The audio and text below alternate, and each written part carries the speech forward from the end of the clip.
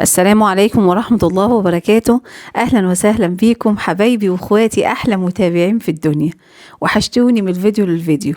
النهاردة بقى معانا الفيديو المنتظر اللي طلبتوه مني كتير، بسكوت الزبدة على أصوله من أصل المحلات. شايفين الجمال والحلاوة حاجة كده يا جماعة، بسكوت نواعم. وصفة صدقيني هتكتبيها عندك في الأجندة ومش هتغيريها أبدا.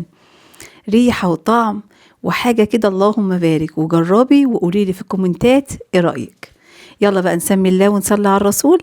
انا معايا نص كيلو زبدة، الزبدة دي بايتة في التلاجة بس مطلعاها بقالي ساعة، ومعايا 100 جرام سمنة فلاح. وضروري يا جماعة الخطوة بتاعت 100 جرام سمنة فلاح بتفرق قوي في التست والطعم.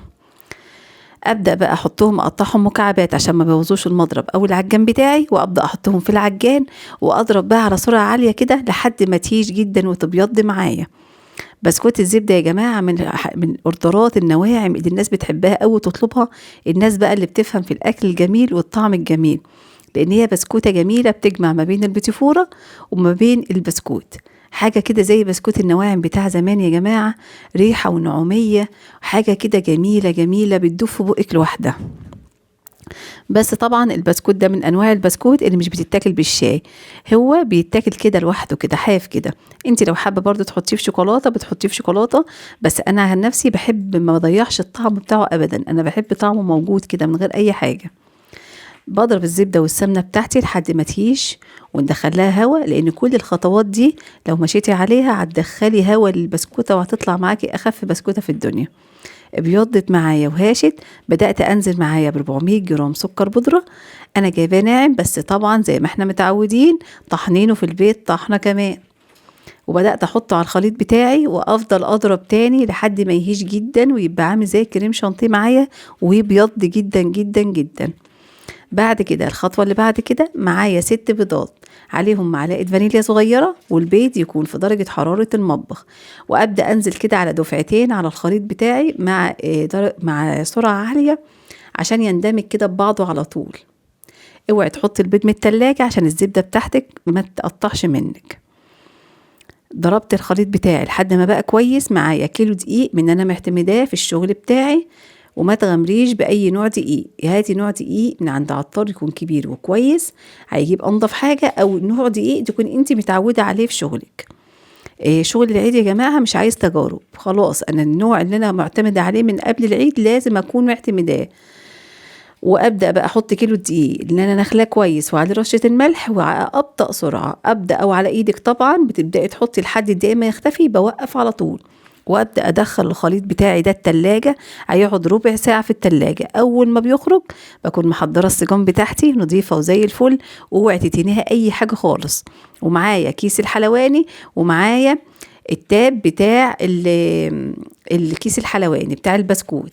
انا بشتغل بحاجه اسمها اي دي، المقاس بتاعه اي دي، ما تشتغليش باكتر من كده، لان البسكوته بتخش الفرن بتعرض شويه، فهو هيكون حجمه مناسب قوي وكويس قوي ليها. ابدا اقسط كده في السجاد العجينه بتاعتي، واخلي في مسافه ما بين البسكوته والبسكوته. احنا عارفين ان البسكوت الزبده بيفرش شويه في الصاج، وانتي بتحطي ما تخليش البسكوته رفيعه. شايفه انا بملى العجينه ازاي وانا بحط؟ لو حطيتيها رفيعه هتطلع معاكي رفيعه جدا وملهاش قلب. ضروري ان انتي تضغطي كده تملي العجينه كده وانتي نازله. شايفه انا بملى العجينه، بملاها كده وانا نازله بيها، مش بنزلها كده خط واحد.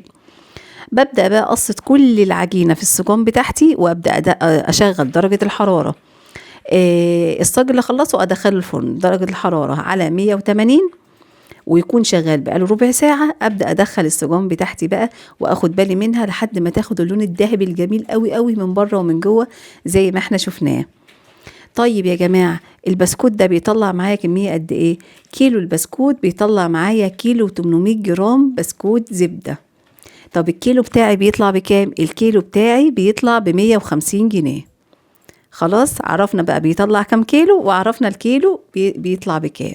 بيطلع ب150 جنيه. بسم الله ما شاء الله. منظر البسكوت يا جماعة جميل جدا جدا جدا، بس أهم حاجة تملي البسكوتة زي ما قلتلك، ما تنزلهاش رفيعة عشان ما تطلعش معاكي ملهاش قلب. وابدا بقى اسوي البسكوت بتاعي كده على الهادي. انا البسكوتات بالذات بحب يعني اشغلها على نار حلوه كده عشان تطلع باللون الجميل ده. ايه رايك في البسكوت؟ لا رسمه راحت ولون تحفة. شايفة؟ مش عايزة اقول لك البسكوتة خفيفة ازاي، باين قوي من القعر بتاعها ومن الخرام بتاعتها من تحت قد ايه هي خفيفة.